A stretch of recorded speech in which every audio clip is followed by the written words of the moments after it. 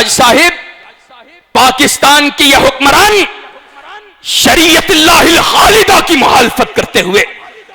اللہ رب العزت کی شریعت کی مخالفت کرتے ہوئے، مسلمانوں کے ٹیکس کے، مسلمانوں کے پیسوں سے، مسلمان حکومت کے پیسوں سے مندروں کو بناتے ہوئے اور گرجا گھروں کو بناتے ہوئے، ان کے اوپر کروڑوں روپے کے فنڈز لگاتے ہوئے ان کو حیا نہیں آتی ہے، لیکن دوسری طرف مساجد کو مسمار کرنے کی باتیں کی جاتی ہیں۔ اس ملک پاکستان کو، جس کو لا الہ الا اللہ کے نام پر حاصل کیا گیا، اور لا الہ الا اللہ محمد الرسول اللہ صلی اللہ علیہ وسلم کو ہی اس کا دستور بنایا گیا،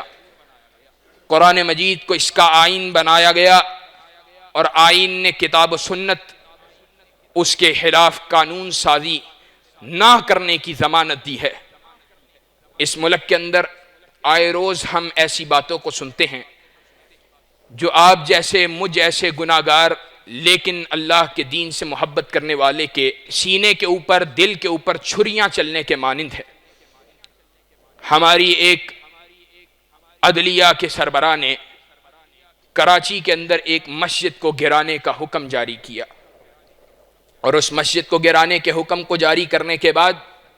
یہ کہا گیا کیونکہ یہ سرکاری زمین کے اوپر بنایا گیا تھا، اس پلاٹ کے اوپر مسجد کو قائم کیا گیا تھا، اس لیے 7 دنوں کے اندر اندر اس مسجد کو گرایا جائے گا۔ علماء دین، مختلف مکاتب فکر کے علماء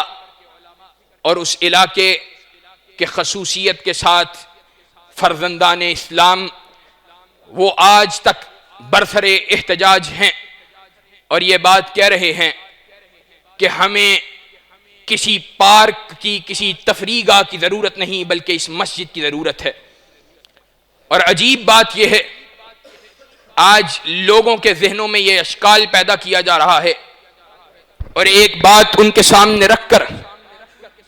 کلمۃ حق ارید بها الباطل، بات سچی ہے لیکن مراد جھوٹی ہے۔ کہا یہ جا رہا ہے کہ مسجد وہ کسی غیر کے پلاٹ کے اوپر نہیں بن سکتی، وہ کسی کی زمین کے اوپر نہیں بن سکتی، وہ حکومت کی زمین کے اوپر نہیں بن سکتی۔ سچی بات یہ ہے، بالکل درست ہے، وہ کسی کے پلاٹ کے اوپر نہیں بن سکتی، اور حکومت کی زمین کے اوپر بھی زبردستی اس کو قائم کرنا یہ درست بات نہیں ہے۔ لیکن قرآن مجید کے اندر جس مقام کو میں نے تلاوت کیا ہے، اللہ رب العزت نے کلام مجید کے اندر ارشاد فرمایا۔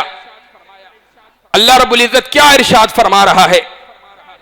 الذین ان مکناہم فی الارض اقاموا الصلاۃ، کہ جب زمین کے اوپر حکمرانی قائم کرو، جب زمین کے اوپر تمہیں حکمرانی ان کو دی جائے، تو سب سے پہلا کام کیا ہے؟ سب سے پہلا کام یہ ہے کہ وہ زمین کے اوپر اقام الصلاۃ، اللہ کے ہاں سجدہ کرنے کی جگہ کو تعمیر کریں، مسجد کو تعمیر کریں، مسجد کو بنائیں۔ لیکن افسوس کے ساتھ کہنا پڑتا ہے اپنے آپ کو ریاست مدینہ کا آج والی سمجھنے والے، ان کے دور کے اندر بھی اور گزشتہ حکمرانوں کے دور کے اندر بھی مساجد کے خلاف قانون سازی تو ہوئی، کبھی مساجد پہ لگے لاؤڈ سپیکروں کے خلاف، کبھی ان کے فنڈز کے خلاف، کبھی مدارس کو ری ریگولائز کرنے کے حوالے سے، کبھی ان کو قومی دھارے کے اندر لانے کے نام پر اکنامکلی ان کو مسمار کرنے کی سازش کی گئی۔ لیکن آج تک حکمرانوں نے کبھی مساجد کو بنانے کے ساتھ کوئی تعلق اور نسبت کا اظہار نہیں کیا ہے۔ اور افسوس کی بات ہے، معزز جج صاحب نے ریمارکس دیے اور کہا جس کو مسجد بنانی ہے اپنے پیسوں سے بنائے۔ آج سے پہلے کس نے تم سے پیسے مانگے ہیں؟ یہ مساجد، یہ اللہ کے دین کے قلعے، یہ مدارس اللہ کے فضل و کرم سے، یہ اللہ کے دین کے ماننے والے، اسلام کے ماننے والے مسلمانوں نے اپنے چندوں سے، اپنے مال سے، اپنی کمائی سے اللہ کے فضل سے تعمیر کروائے ہیں، اور آج تک ان کے خرچ وہ مسلمانوں کی جیبوں سے چل رہے ہیں۔ آج تک سچی بات تو یہ ہے کبھی علماء دین کو تم سے یہ مطالبہ کرتے ہوئے بھی ہم نے نہیں دیکھا ہے کہ مدارس مساجد کے بلوں کو تم ان کے اندر کوئی سبسڈی ہی جاری کر دو. مساجد مدارس کے بل کئی مرتبہ کمرشل میٹرز کے ذریعے ان کے بلنگ کی جاتی ہے، لیکن علماء نے کبھی صدائے احتجاج کو بلند نہیں کیا ہے. لیکن آج افسوس کی بات ہے جج صاحب، پاکستان کی یہ حکمران شریعت اللہ الخالدہ کی مخالفت کرتے ہوئے، اللہ رب العزت کی شریعت کی مخالفت کرتے ہوئے، مسلمانوں کے ٹیکس کے، مسلمانوں کے پیسوں سے، مسلمان حکومت کے پیسوں سے مندروں کو بناتے ہوئے اور گرجا گھروں کو بناتے ہوئے، ان کے اوپر کروڑوں روپے کے فنڈز لگاتے ہوئے ان کو حیا نہیں آتی ہے، لیکن دوسری طرف مساجد کو مسمار کرنے کی باتیں کی جاتی ہیں. اللہ کے فضل و کرم سے ہم گناہگار ہیں، ہم کمزور ہیں، کم ہمت ہیں، لیکن علی وجہ البصیرہ یہ بات کہنا چاہتے ہیں. اور سچی بات یہ ہے، یہ کوئی صرف علماء کی ذمہ داری نہیں ہے. بات کر رہا تھا، کہتے ہیں کسی کے پلاٹ کے اوپر قبضہ نہیں کرنے کی اجازت. ایک مسجد جو 40 سالوں سے چل رہی ہے، اس بدبخت کو پکڑو جس نے اس وقت اس کو بنانے کی اجازت دی تھی. آج اللہ رب العزت اس کا گھر تعمیر ہو چکا، 40 سال سے اس سے دعوت اور تبلیغ، حی علی الصلاح حی علی الفلاح کی آوازیں بلند ہو رہی ہیں. انشاءاللہ وہ مسجد بھی قیامت کی دیواروں تک آباد رہے گی، اور اللہ رب العزت کے جتنے بھی گھر ہیں قیامت کی دیواروں تک آباد رہیں گے، انشاءاللہ آباد رہیں گے. اور یہ مسجدیں اور یہ ایسے بدبخت حکمران ہیں، مجھے کہاں یاد آئے، یہ ظالم خود مسجد وزیرخان کے باہر رقص کرواتا رہا،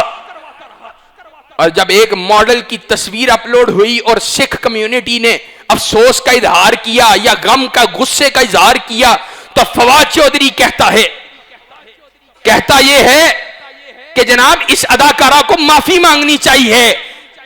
یہ سکھوں کی جو ہے اس نے ان کے دلوں کو، ان کے سینٹیمنٹس کو تکلیف پہنچائی ہے. مسلمانوں کے کوئی جذبات نہیں ہے، اور یہ شرک کے اڈے. حقیقت بات کرنے جا رہا ہوں، مذاہب ان کی جتنی عبادت گاہیں ہیں، ان کے چار دیواری کے اندر جو وہ کام کرتے ہیں اس کا ہم احترام کریں گے. ان کو امن کی ضمانت دینا یہ بھی مسلمانوں کی ذمہ داری ہے. لیکن اللہ کی قسم کوئی چھوٹی سی مسجد جہاں پہ شاید مشکل سے 4 10 15 لوگ ہی صرف نماز پڑھ سکتے ہوں، کعبہ کا رب گواہ ہے، اور اللہ کے فضل و کرم سے شرح صدر کے ساتھ کہہ رہا ہوں، پوری کائنات کے گرجا گھر اور پوری کائنات کے مندروں سے افضل ہے، اور کوئی موازنہ ہی نہیں ہے.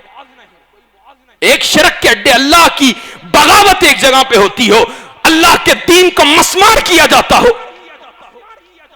تم ان کے تقدس کی باتیں تو کرو، اور جہاں پہ اللہ کے دین کی صداؤں کو بلند کیا جاتا ہو، ان کے تقدس کی تمہیں پرواہ بھی نہ ہو، وہاں پر تم آزادی اظہار رائے اور ایکشنز کی آزادی کی باتیں کرتے نظر آؤ. ایسی آزادی انشاءاللہ ہمیں قبول، ایسی آزادی ہمیں قبول